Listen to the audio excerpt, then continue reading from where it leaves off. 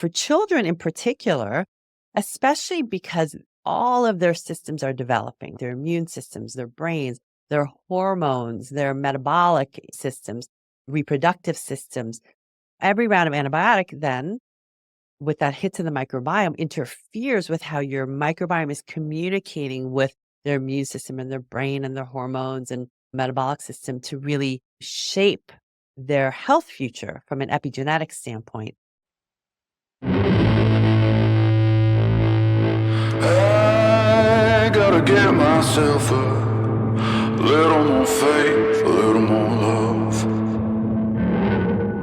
I'm your host, Krista Bigler, and I'm going to guess we have at least one thing in common, that we're both in pursuit of a less stressed life. On this show, I'll be interviewing experts and sharing clinical pearls from my years of practice to support high-performing, health-savvy women in pursuit of abundance and a less stressed life. One of my beliefs is that we always have options for getting the results we want, so let's see what's out there together.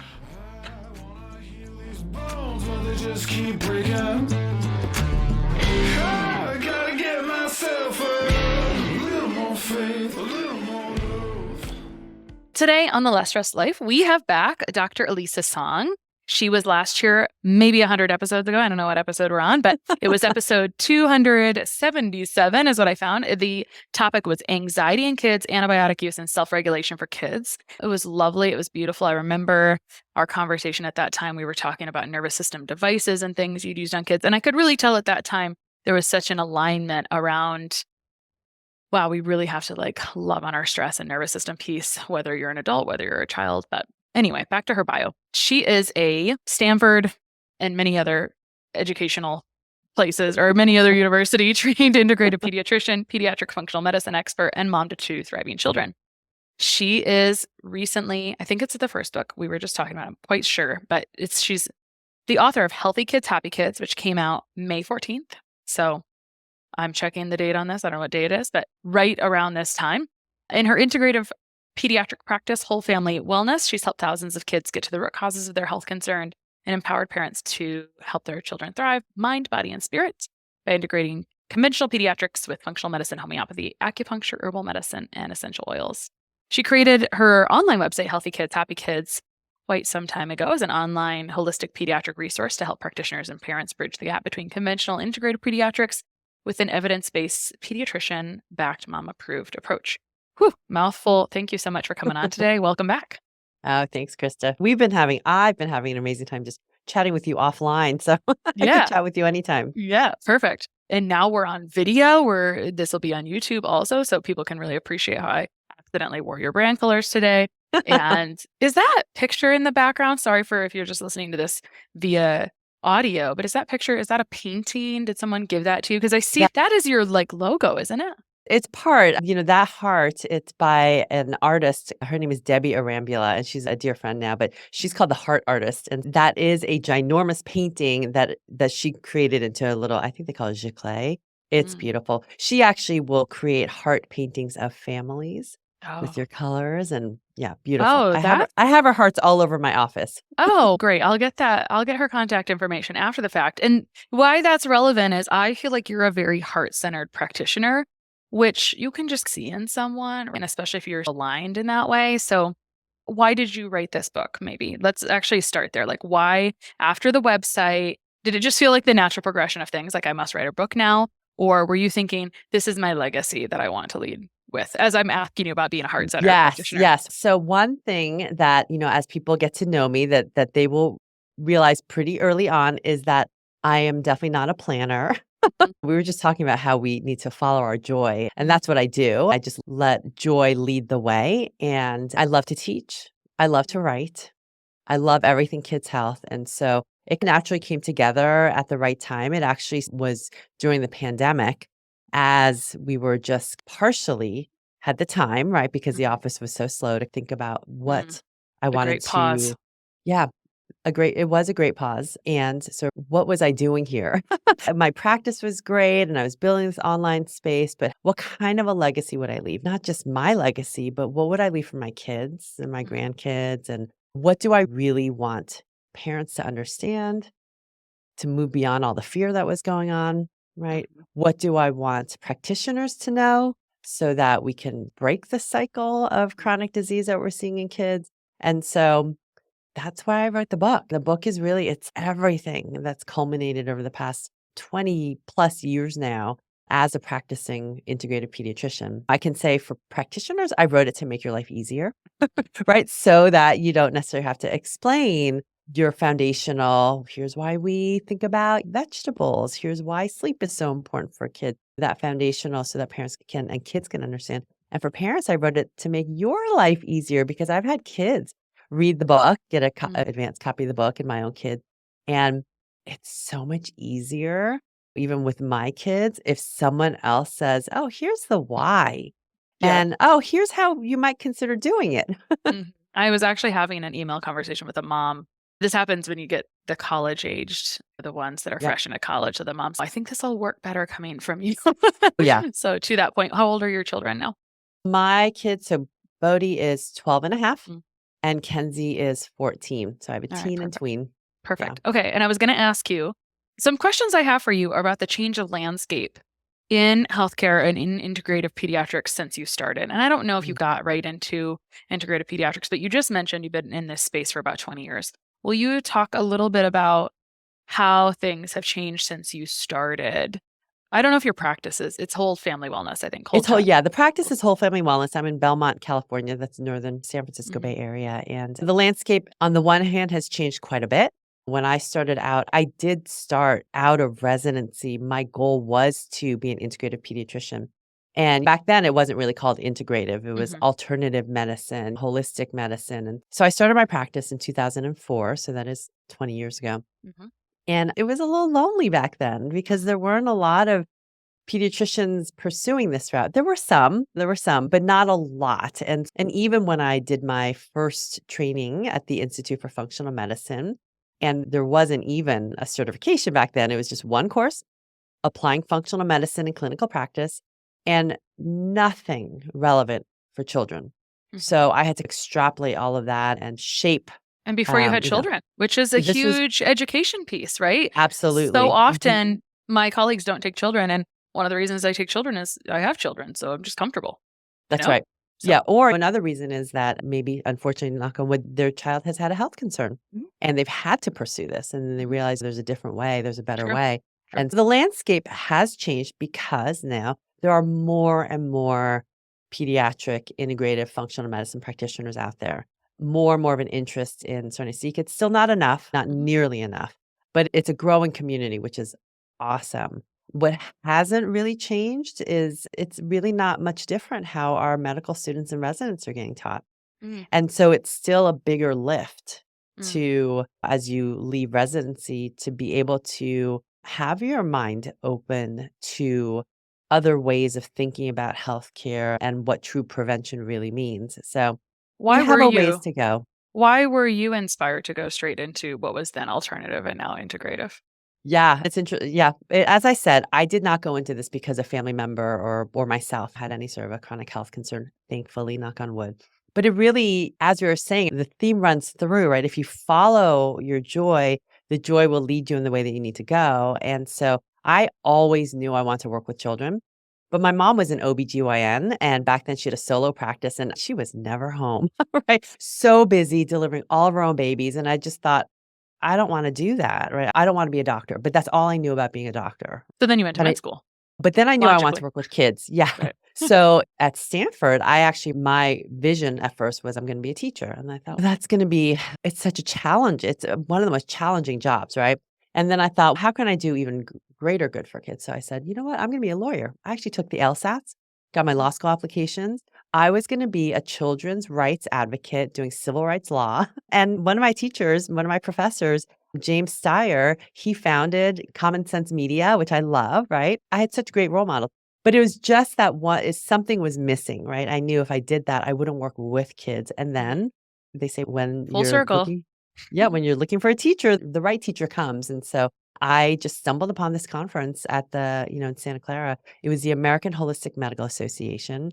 And I heard, this is in the late 80s, right? I heard from people who are just starting to get known, like Deepak Chopra and Andrew Weil and Joan Borisenko. And that was it. I was like, oh, maybe Sold. this is what I want to do. Yeah, for sure. So that's a perception of how it's changed for clinicians and the landscape of availability.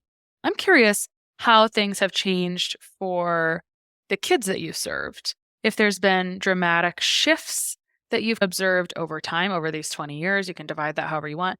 And while you're answering that, I'd like to know, and maybe you want to start here, I'd like to know also if you see shifts in the last 4 years and how you're serving kids now versus 4 years ago. Not necessarily that we're doing more telemed or whatnot, but is there big changes? Are there big swings? As we know, adults, there were big swings post-COVID, Yes. right? Yeah. So Yeah. what are you seeing since 2004 to 2024 in the children you serve, and even just from 2020 to 2024 in the children you served? One of the things that has, I think, most significantly changed, and I don't know if it really is a reflection of the overall landscape, but when I started my practice, I remember when I was at UCSF doing my developmental pediatrics rotation, I saw one child with autism. And I remember my developmental pediatrician attending saying that if I saw a handful of kids with autism in my career, it would be a lot. And that wasn't I finished my residency in 2000. And so fast forward, I'm starting my practice and I no advertising, no nothing, opened my doors as a functional medicine pediatrician. And all of a sudden my practice was flooded. I didn't have a problem of trying to build a patient base, but it was flooded with parents of kids with autism, Mm. right? And that's where I think in the earlier days, the functional medicine approach, this biomedical approach, was really applied to supporting the underlying clinical imbalances, the symptomatic needs for kids on the autism spectrum, right? Mm. And so I think that awareness then eventually now over the past 20 years has had a ripple effect or I guess a ripple effect on the awareness for parents with other health concerns to recognize that, maybe this biomedical approach could help my kid with eczema or asthma or autoimmunity or anxiety. And so I see more and more parents now seeking care for their kids who have a multitude of other health concerns so that now my practice is not just a practice for kids with neurodevelopmental concerns, but really kids with any particular set of health concerns, which is great. Nothing like throwing you into the deep end, right, when you get started on like a Oh, yeah. neurodevelopmental. That's pretty intense. Really, I know this is not a quick thing, but quickly, what are some of the possible pieces, not necessarily all inclusive pieces, you might add to a workup of a child with autism? Yeah. And I want to back up a little bit and tread a little kind of lightly and respectfully here Sure, because there's been a lot of concern about labeling autism as sure. a disease, right? What I really want parents to understand is when kids have autism, just like when kids have ADHD or kids have anxiety or kids have whatever it is, neurodivergence, we want to celebrate that beautiful brain and Mm, some of the gifts that come along with it. However, there are also, for many kids, underlying significant issues with eczema or asthma or autoimmune phenomena. GI for sure, kids on mhm, the autism spectrum are more likely to have inflammatory bowel disease. So we need to uncover some of those underlying imbalances. And for kids on the autism spectrum, some of those kids are just so either sensory seeking or sensory averse that they're not thriving in their own bodies, right? They're not comfortable. And so helping to support that. And some have such crippling social anxieties or simply can't express what we know is inside. So need support in either getting the fine motor control to use a letter board or actually be able to speak and communicate with words. But one of the things we look at is methylation is a big factor. In fact, in surveys of parents who have children who have benefited from a biomedical approach, methylation B12 shots is one of the number one. Also, going on a gluten-free, dairy-free diet. Gluten and casein can cause these drug-like compounds for certain susceptible kids and adults that can just have you in a total brain fog. And then environmental toxicity is another big concern. So, trying to uncover what might kids be exposed to. Now, from a mom standpoint, we know that for kids, there has been a correlation with differences in infants' gut microbiomes early on that might increase the risk later on for developing autism or ADHD, and especially loss of a whole genus called bifidobacteria. So, mhm, for listeners, for infants, Bifidobacteria should be the primary probiotic genus inside your infant's gut. And we're losing that. So there's so many things that we can look at to help support kids to really thrive. And I care less about really from a functional medicine standpoint, the emphasis should be less on a diagnosis. And I tell parents all the time, Yeah. I don't really, it's not that I don't care what your diagnosis is. I do because it can sometimes really help me dive into the literature and understand what pathophysiologic imbalances I might really need to look into. But at the same time, it's just a label that Yeah. might change or might not. And unfortunately, for conventional pediatrics, if treatment is going to be recommended, there has to be some sort of a label, but it doesn't always fit. It doesn't always fit the classic picture. But really, with truly personalized medicine, we can identify what is unique about the whatever imbalance is going on for your child and how do we correct that? I think since we're talking about kids, there's never been a better time to talk about the human experience. And I like to make light of this quite often in practice when talking to clients that, oh, that's not actually a nutrition problem, but it's a human experience problem. And we all Yeah. struggle with those things. So, to your point, I agree wholeheartedly that the diagnosis is important, but not important, right? What it does is in the human experience makes us feel really good that we have an answer. And so, therefore, when people don't get a diagnosis, they're like, I don't know what's wrong, Mm. right? Because they don't feel validated by that. So I mention that because that same feeling will cross over to testing. And so Yes. something I'm really careful about, and I think I take decent care of on this podcast, is I'm careful about how I talk about things because every day people come in and say, I learned that I should do stool testing. So I did this like consumer stool test. I'm like, that's cool. I don't find it very clinically useful. And they will say, yeah, it didn't really tell me anything, unfortunately, because what I want to say here is that we want to be validated. The human experience is we want to be validated. It's so reasonable. We're all human. And so we may look for that in a diagnosis and feel better initially and then not. Yeah. And then we may feel good or not good if we have a test validate something or not. And a lot of things you talked about with the workup, there's a lot of evidence and proof we can create through labs. And then there's some patterns and things, especially with toxic burden. There is some testing, but I just get more out of the symptoms and the Oh, patterns and helping absolutely. people Yeah.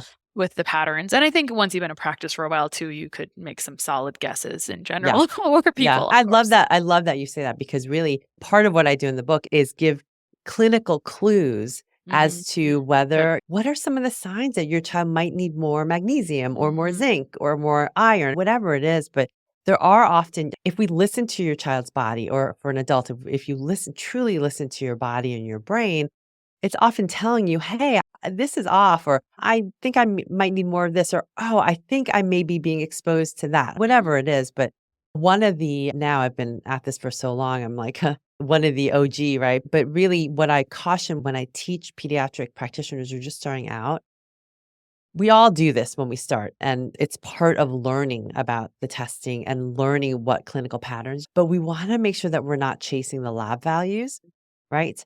Because what happens then is we train our patients to do that. Because I'll have sometimes parents come in and their kids are doing awesome, right? They're Exactly. thriving, like they've recovered from whatever we were trying to heal from.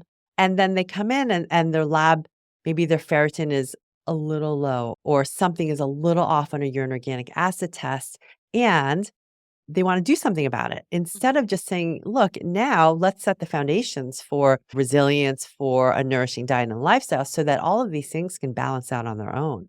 And I think we've lost sight of that. And I really want to caution new practitioners and new parents who are new to the functional medicine space. We really want to create a different paradigm, right? We don't want to create the same conventional medicine paradigm where it's just looking at the tests and then fixing the tests, right? We're looking at the Don't child in front of us, right? don't whitewash functional medicine with our conventional model, right? Yes, And we do see that absolutely. happening. And so that would be a change I have seen in the last 4 years, maybe. And it doesn't probably have anything to do with the pandemic or not. It's just awareness. To your point, you were originally an alternative medicine provider, and now you're an integrative medicine provider. But what the change that I'm seeing is that sometimes people come to me after seeing, I'm sure as you do, many integrative professionals. And so I have to Yeah. dig through and figure out, was this whitewashed functional medicine? And I'm not saying I have ever been perfect in life or practice. I've made all kinds of mistakes myself because we are practicing and that's what you learn, right? That's Yeah. the sweet spot. Yeah. I love the statement. I think sometimes we find these terms that really work. Freaking love clinical clues over the word symptoms. Thank you. What a beautiful, there is so much little tiny language that really that hits people differently. And I like Yeah. clinical clues better than that. I think that we can learn much more from clinical clues. And if we understand how to piece those together, I agree with you. And don't chase lab values. This is why when people ask me, am I going to retest this? I just educate by saying, you can, but it's never going to be perfect because there is no perfection. And so Yeah. you're just looking for this dramatic improvement by doing all these foundational pieces. If you're doing foundational, and to your point with clinical clues, like people may identify that they have magnesium deficiency, and that may be related to many things. And so that's Yes. the cool Yes. part is what's fun as you get going is like you may do one intervention and it creates 3 positive results. Cool. Mhm. That's awesome. Absolutely. Right. I So, love that. Yep. so we're looking Yeah. at the positive here. Yep. For you, is there anything significant that you've noticed from 4 years ago to today as your clients walk into your practice? Yeah, what I would say is I noticed this more in my adolescence. We know that children and teens' mental health was in crisis long before the pandemic, but through the pandemic, there were reports of the increasing rates of ER visits for suicidality, even in 8-year-olds, younger and younger, and the number of teenage girls who have seriously thought of suicide or and even have a plan nowadays. It's alarming, and we need to have our eyes open to it. One shift that it was starting even before the pandemic, but I can see a little more clearly now is this expectation for many teenagers, especially teenage girls, that of course they're going to have anxiety, right? Yeah, of course they're gonna eventually Complete. be on medications because my friend is on Lexapro and another friend's on Wellbutrin, and so it's just a matter of time. So, like, this expectation that this is the path they're heading towards and that having anxious feelings Mhm. and being anxious is going to lead to an anxiety disorder, right? And trying to unravel that for teenagers can be challenging because then like a parent, right? Once you have an adult, once you have your mindset that of course you're going to need medications for your high cholesterol or your high blood pressure or your whatever it is, then it makes the other stuff a little less important in your mind because then there's this belief that the medication is going to take care of it, right? And helping kids understand, look, maybe medications are going to be needed at some point, but they don't work 50% of the time. Yeah. And even then, if they do work, they often stop working. And there's so many things that we can do to, help you feel better and stay feeling better. I wonder how many kids are on a medication. That would be an interesting question. Because, my population, of course, is skewed. Even like a lot of my kids who have ADHD or anxiety or depression, they're not on meds or they're just on a very low amount. And our goal isn't necessarily to keep them on meds, right? And Right. what I see for a lot of kids is, and I'm sure this is the same for adults, you start a med, no medication is without side effects. So then eventually, maybe they're on another medication to counter the side effects, right? And then eventually they're on 3, 4 different medications. And you're like, I don't know what's doing what now, right? Yeah. So it's the same thing with what I really try to educate kids about now is with thinking about medications. You should have the same due diligence when you're going in to you ask for medications as you would when you're buying your first car. You would never just go into a dealership and trust that the dealer is going to give you the best car for you and make sure that you don't have a lemon and that you're not going to have any problems with it, right? You need to ask questions about be empowered to ask questions about to your physician about, hey, how do you know that this medicine is going to be the appropriate one? Are there other options? Are there other non-medication options? What are the side effects? How can I mitigate those? All of those. And fortunately, I'm now, because I've been in practice now for little over 20 years now, it's so great. Last year, through the pandemic, I had this cohort of kids who were graduating onto college. And last year, I just had a bunch of kids who flew the nest and are off in college. And for the most part, it makes me feel like I've done my job, that they can call me or send me a message and ask me about how they're feeling, their symptoms, like, hey, is there something I can do about this? Is there, and if I recommend something, is there anything I should be concerned about if I start this? I love it. Like, I want them, I want all kids to have that very important life skill to really be their best advocates, whether they're talking to a doctor or their boss or, whatever it is. That is a skill. So you went over those questions and you brought this. I have this as a question for you about the questions parents should ask their doctor before starting antibiotics for a kid. And I think they're probably the same ones. So it's any medication. Are they the same questions? Just double checking. Yeah, they're a little different. Okay. So the first and foremost, similar. They're very similar, right? But the first most important question that anyone should ask, whether you're a parent for your child or whether it's you yourself, right? Because adults get plenty of antibiotics too, right? So the first most important question to ask, if you're urinating a lot when you're drinking water, maybe you're not actually hydrating that much, or in other words, getting the fluid and nutrients into the cell. Electrolytes are minerals that help fluid and nutrients get into the cell. I recommend all of my clients start by drinking electrolytes when we begin our work together to improve energy. And then we get even more strategic with our electrolyte recommendations as test results come in. Now, generally, electrolytes are potassium, sodium, and chloride. One of my favorite electrolyte products is Pickleball Cocktail from Jigsaw Health because it's one of the only products you can get with an adequate dose of potassium to meet my recommendations, which is critical for blood sugar, which everyone should care about, hormone health, and digestion. Huge thing for relapsing digestive issues. Jigsaw Health is also maker of the famous adrenal cocktail, made popular by the pro-metabolic corner of the internet and Root Cause Protocol, as well as a multi-mineral electrolyte for recovery called Electrolyte Supreme. You can get a discount on all of Jigsaw's amazing products, including Pickleball, Electrolyte Supreme, and Adrenal Cocktail at jigsawhealth.com with the code LESSSTRESSED10. That's 3 S's, less stressed 10. is, hey, doc, is this antibiotic really necessary? And it sounds like such a weird question to ask. But it's one study found that doctors were up to over 2 times as likely to prescribe an antibiotic, even if they believe that it wasn't really necessary. Human Right. behavior. It's like you're trying to give someone an answer because that's what you've been called That's to right. do. That's right. It's So just human. it's just human nature, and there's a lot of wiggle room. But if they believe that you want the antibiotic, they're more likely to give it to you. All right. So then just by asking, hey, is this really necessary? Not in an adversarial way, but just in an inquisitive, I really want to do the best thing for my child. Is this really necessary? Then the doctor immediately knows, oh, you're not one of the parents who came in just to get the prescription and go out the door. Because there are some parents who Sure. really just want the prescription, right? But now they know that's not you. And so it opens the door for that conversation, right? I like that little nuance. Here's the reason for the question. Yeah. Yeah.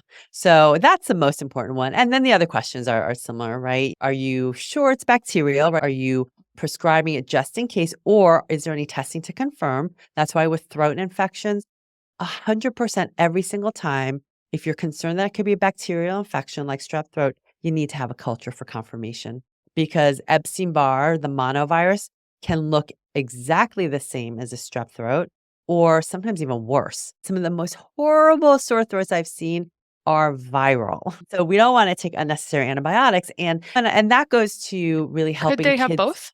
Could they have both? They actually antiviral? could. They Yeah. could have both. Yeah. Yeah. Just like with ear infections, right? A lot of ear infections are a mixed picture of virus and bacteria. But that for parents and kids to really understand, why don't we want to use unnecessary antibiotics? Because some people would think, what's the harm? It's just a round of antibiotics. That's how I grew up. And my mom was a doctor, right? Every little like sore throat or whatever, oh, here's some antibiotics. I had lots of antibiotics as a kid. And so now, what's the harm? We know they can instantly disrupt your gut microbiome. And in fact, some antibiotics may preferentially kill your beneficial microbes and preserve your pathogenic ones, which is why we'll see C. diff infections after antibiotics, right? And now you have eczema. Yeah, exactly. And for children in particular, especially because all of their systems are developing, their immune systems, their brains, their hormones, their metabolic systems, reproductive systems, every round of antibiotic then with that hit to the microbiome interferes with how your microbiome is communicating with their immune system and their brain and their hormones and metabolic system to really shape their health future from an epigenetic standpoint. So it's really that important. One study found that antibiotics or antacid medications, which also disrupt the microbiome, given in the first 6 months of life, could almost double the risk of virtually every single allergic disease by the time kids are 4. We have an explosion of allergic diseases. When I was starting out in my career, anaphylactic food allergies were exceedingly rare. And now I'm filling out medical forms for school for EpiPens. Every school season, there's several kids now. So when parents and kids understand that, and even if it's not just from a personal standpoint, from a public health standpoint, I want all people to really understand we need to be really good antibiotic stewards because the crisis of antibiotic resistance is really it's worldwide. I think years ago, the FDA put out like a call, please don't give antibiotics That's unless right. needed. That's right. I don't know that we really change our behavior very easily sometimes as humans again. Yeah. And it is what it is because, some people just want that. And so it's hard to. My friend who she's still going through her cancer journey. She has some really beautiful thoughts on how to survive cancer. And it's befriend your oncologist to the point, it's be a human and open to the point that you said, open the door for conversation, right? Once you open that door for conversation, it's, oh, cool. You're one of the few and cool ones that I came to be a doctor for. So be that person. You have a big toolbox. So I'll use this example of some of the worst sore throats are viral. And so when we're talking about other options besides antibiotics when kids are sick, how do you coach people through that? Yeah, my toolbox is just the one that I've learned over the years, right? And other people have other tools. For instance, I would love to learn more about Ayurvedic medicine, but I don't know enough yet to recommend Ayurvedic treatments. But I incorporate homeopathic medicines, herbal medicines, essential oils. I love acupuncture for kids. It's way more doable than it sounds, but I teach parents acupressure. And one of the reasons why I talk to parents about the importance of using your integrative tools when your kids are sick are, first of all, that in conventional pediatrics, often there's not much we can do in those early stages, right? Let's take a cold, for instance. Sudafed, Benadryl haven't been found to work, right? They can do some harm. And yet that's what a lot of docs still tell their patients, oh, try this, right? So it doesn't work. And our kids can be really uncomfortable. Let's take fevers also. We know that reducing fevers artificially with things like Tylenol or Motrin might help your kid feel better temporarily, but they don't help them fight the infection any faster. And in fact, some studies have found that they can make your infection last longer and make your Makes kids more sense. contagious, which is the exact opposite of what we want. And we use our integrative tools so that we can help our kids feel comfortable, yes, and can compress the time, can help their body not suppress the symptoms, but do what it's trying to do, mount a healthy inflammatory response and antimicrobial response from our immune system so that they can recover faster and hopefully avoid the unnecessary use of antibiotics. So for sore throats, for instance, if there's been strep exposure or it looks like the classic strep picture with the kind of really beefy red tonsils with white spots and the red spots up on your upper palate, I always do a culture because I do treat strep with antibiotics. This is the reason why integrative is such a better word is because it's not an either or. We use antibiotics when they're appropriate. And we know how to restore and recover the microbiome when they are needed. And I do treat strep with antibiotics because I'm seeing too many kids now with something called PANDAS, right? The pediatric acute onset neuropsychiatric disorders associated with strep, which is an autoimmune brain inflammation that can happen after strep. And so I don't want that to happen. And yet most sore throats are still going to be viral. And what can you do? One of my favorite, like as a parent, I think just having this in your cupboard all year long, and we travel with this. There's an African bush herb called Pelargonium sidoides. Okay. But you can find it on Amazon or Whole Foods or whatever health food store. It's called UMCA, UMCKA. So UMCA, cold care syrup. As a practitioner, if you sold it in your office, it would be called V Clear.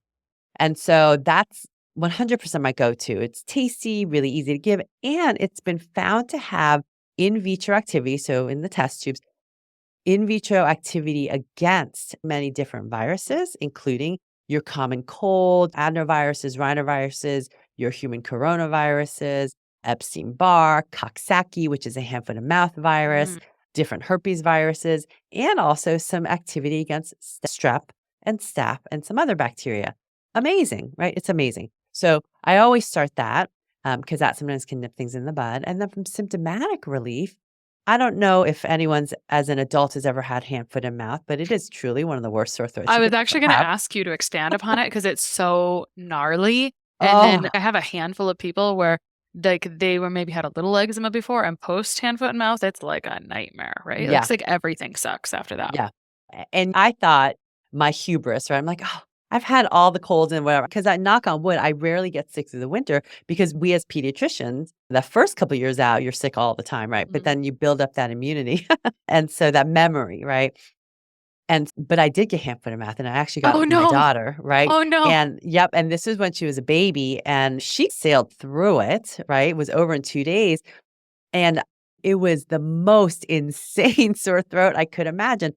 And Tylenol, ibuprofen, I was like, "I need to try something," right? They weren't doing a thing, right?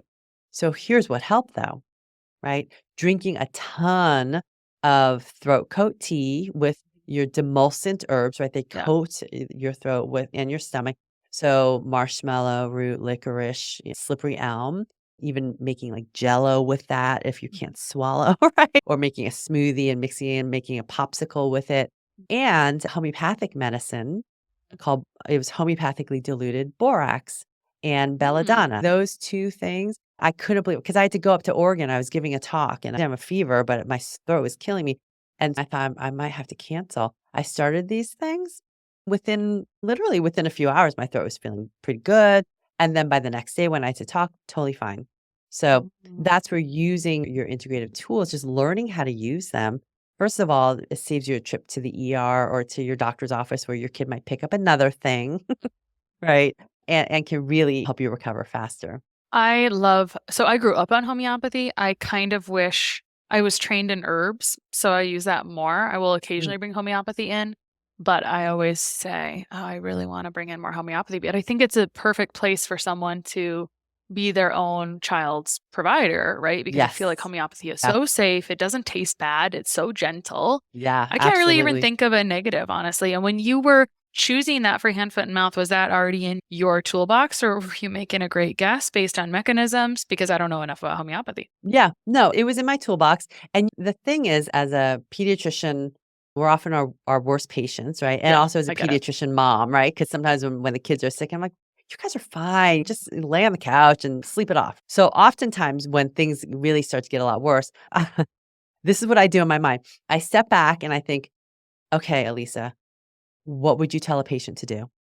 And then it's, "Oh, yeah, I would tell them to take the borax and drink this throat Hmm. coat tea." Hmm. And because here I was in this kind of with this pain and delirious state, or sometimes with the kids when they're sick or my husband, I'm like, "You guys are fine, right?" And then I'm like, "No, okay, what would I tell a patient?" "Oh, yeah, start these things." I've had a lot of people have lots of symptoms post hand, foot, and mouth. And since this is a virus and we think about viruses hanging out in the body and kind of continuing to shed, do you think that using this post virus could still be helpful? Yeah. For sure. Yeah, absolutely. Yeah. And there are even for, because sometimes with post-viral symptoms, yes, there may be some virus lingering, but a lot of times it's your own immune system that hasn't settled down. And there are some homeopathic, there's a remedy called sulfur iodide that's really good for recovery, the kind of that convalescent stage where you're having this ongoing fatigue. I'm just not back to myself. And then as you do, right, from that functional medicine standpoint, recovering the mitochondria, recovering the microbiome, all those things are so important. For sure. All right. So thinking about illness, having that toolbox, we were talking earlier about anxiety, microbiota. I wanted to ask you about if things just keep coming back, because to me, I go to terrain theory. And we may have even talked about this 100 episodes ago. I'm not really sure. But for a while, I was just asking every smart person I could their opinions on terrain theory. And you know what happened? Lots of the same answers, which was fun. Yeah. So sometimes when people say, I just can't clear this X, Y, Z thing, Mm, and then let's give the caveat of I'm doing an effective protocol thing, then I bring mm. up the and train. We only care about what affects us sometimes as a Yeah. human. Yep. So I'd love to hear your thoughts on terrain theory. And I also want to make sure I interject a question that's separate but related to antibiotics that I just remembered. I want to ask you about post, if you are using antibiotics, if you're educating your parents to do something post as well. Okay. Support that. Maybe we should So start there. yeah, let's start. So with the post-antibiotic microbiome recovery, absolutely, right? And it works best if you start it while you're taking your antibiotic course. But even if, let's say you're thinking, oh my gosh, I wonder if my child's eczema is related to the antibiotics that they had when they were toddlers and now they're in middle school, you can It's a still good recover your chance. microbiome, right? Yeah. It just takes a little longer, likely. So, and in fact, one chapter in the book is really dedicated to that recovery plan because so many of us need to recover our Mhm. microbiomes, right? And really and truly, the recovery plan, the foundation of it is the foundational, getting your microbiome off to the right start anyway, right? Mhm. Because probiotics, they're a part of it. Mhm. They're probably the smallest part of it, to be Mhm. honest, right? I tell kids and parents, recover your microbiome is not like Jack's Magic Beanstalks. You can't throw 100 trillion colony seeds in Mhm. your gut and expect this beautiful biome community to establish itself. It doesn't happen that way. And more is not always better either, because sometimes doing more, that's such the American kind of Western way. Yeah. 5 billion can't be enough. We need 450 billion or 900 billion. But there is some evidence that giving too much, even if it's a good thing, can crowd out some of your own native flora, right? Mhm. And then I used to think I knew a lot about the microbiome, and now I think I know some, but there's Mhm. so much more to know. The more you realize we are just at the tip of the iceberg of understanding microbiome science. Mhm. And when we think about microbiomes, we have to ask, it's a tangent, but we do have to ask, okay, when you're restoring your microbiome, like whose microbiome are we restoring, right? Because your microbiome is very different than my microbiome, what's ideal for us, given our ages, our genders, our ethnic backgrounds, which so many different factors. So there is not one perfect microbiome. So just in that sense, there's not one perfect probiotic to restore your microbiome, right? Mhm. So, yes, I do. There are some strains that have been found in the literature. And I really look for pediatric studies because pediatric studies are so far behind adult studies in Mhm. general. But there's some good studies in kids looking at specific strains that help to restore your microbiome after antibiotics. Certain strains that can reduce the likelihood of antibiotic induced diarrhea, Lactobacillus rhamnosus GG, and Saccharomyces boulardii, which are easy to find. And most of the studies have found that starting a probiotic alongside your antibiotic course. So if you're starting a 10-day round of amoxicillin for strep throat, you start the probiotics during that same course, but you take it at another time of day.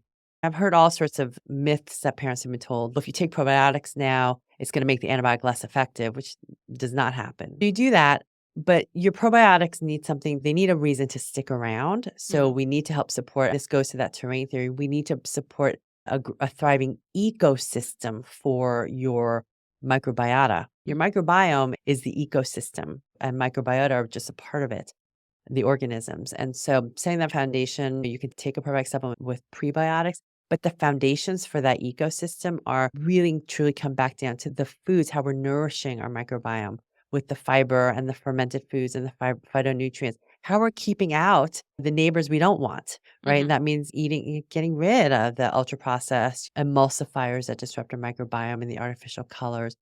And it also comes down to how we're living, because how we're thinking, engaging our vagus nerve, how we're sleeping, how we're hydrating, how we're moving our bodies, all of those help to support your microbiome for better or for worse, Mhm. right?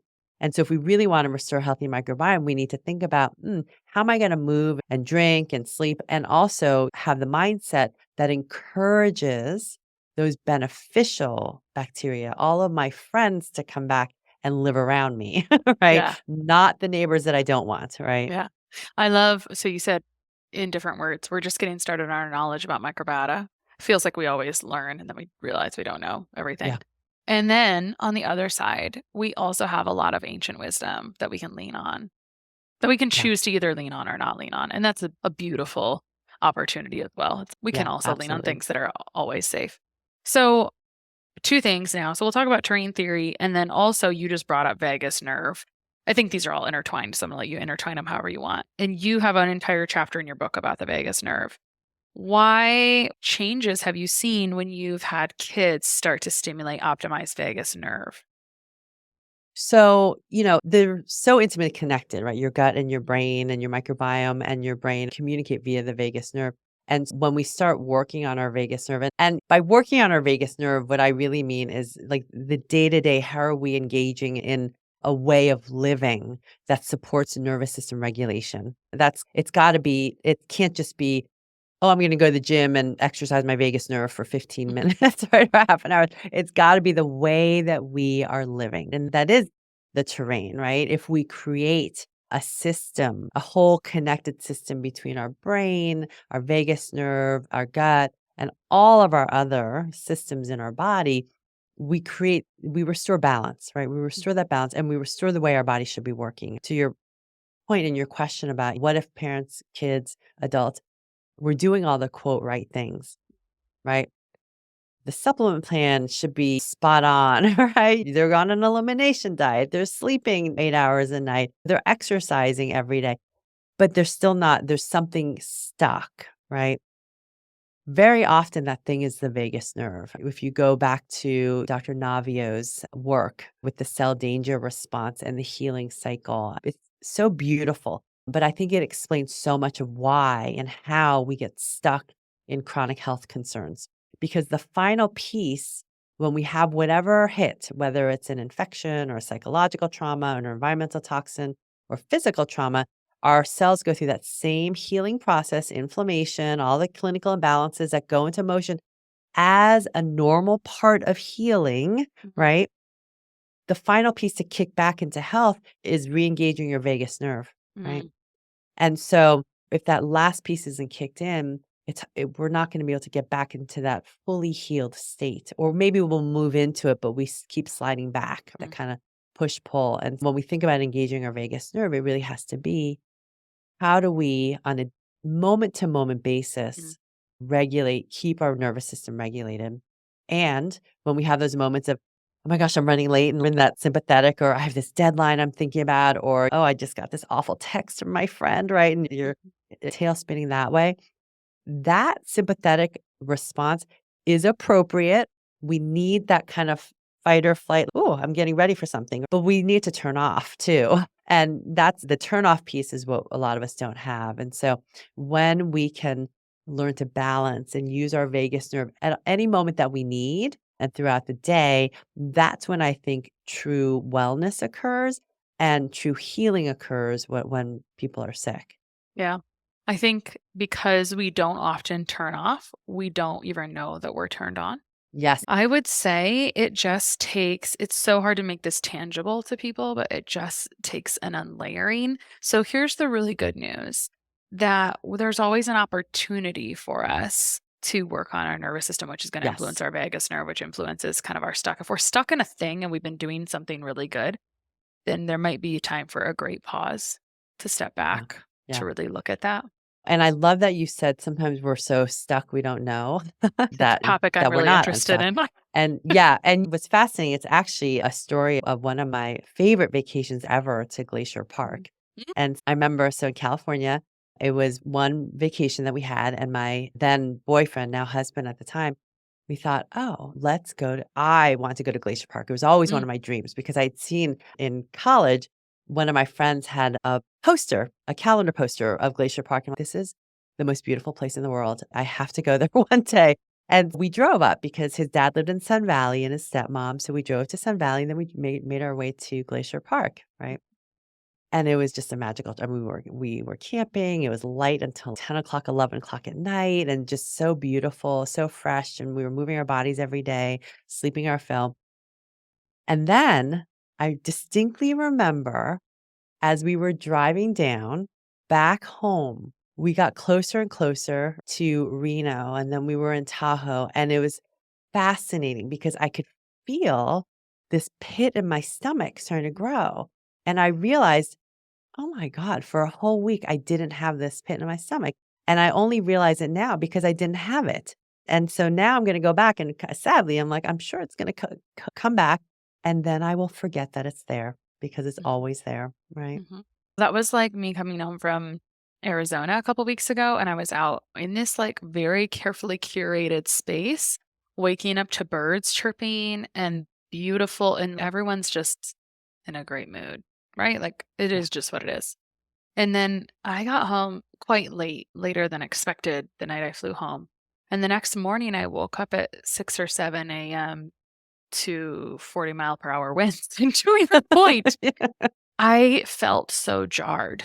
I was like, "Oh, I'm gonna need a second." Yeah. Like, Yeah. "Oh, this is the baseline." Like You reality. don't know that, "Oh, this wind is, like, so stressing." It's just, I can't go outside. Everything's like it's just such a dumb thing. But to your point, it's you don't know what's there until you turn it off for a Yeah. second and Yeah. then get the opportunity to have that. So I always wish for people that they have the opportunity to pause. Yeah, And absolutely. and I think maybe even just such a tangible takeaway.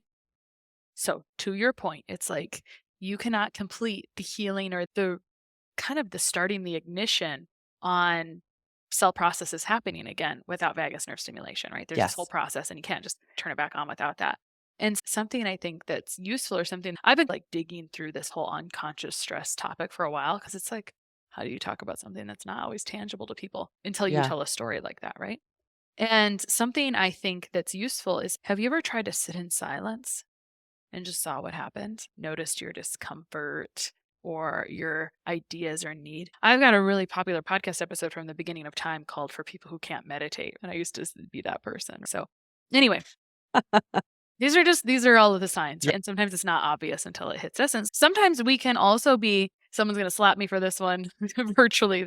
Sometimes it's also okay that we run into a real roadblock because that's where you like have your next epiphany. It's Yeah, like if everything is just like absolutely. easy peasy, Yeah. then I'm fine with this like anger that I've stored in my liver until you hit a roadblock. You can only get so far in your thyroid journey or whatever. So then start unlayering the That's pieces of right. the That's right. emotions It's or the all an vagus nerve. opportunity. All an Mhm. opportunity. Louise Hay, that one of my, I used to say all failures are good experiences, but I think she said all experiences are a success, which is okay with me as well. I like that one. Oh, Dr. Song. So you've got a book. It teaches us everything we need to know if we want to have healthy, happy kids. Where can people find you online? So the best way to find me is on my website, which is healthykidshappykids.com. And also I'm most active on Instagram. That's healthykids_happykids. Perfect. Thanks so much for coming on today. Oh, thanks for having me. These bones, will they just keep breaking?